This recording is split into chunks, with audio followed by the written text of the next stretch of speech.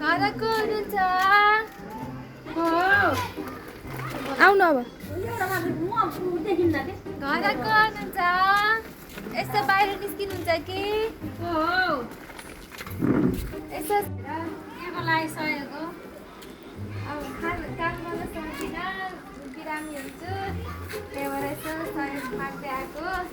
यता हात खुट्टा बलियो भएको अर्को मान्छे त काम गरेर खाने गरेर माग्न आएर हुन्छ र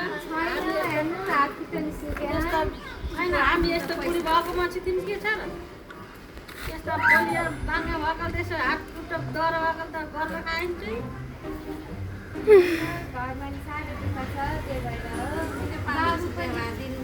बाबु पनि बिरामी लौ यही नानी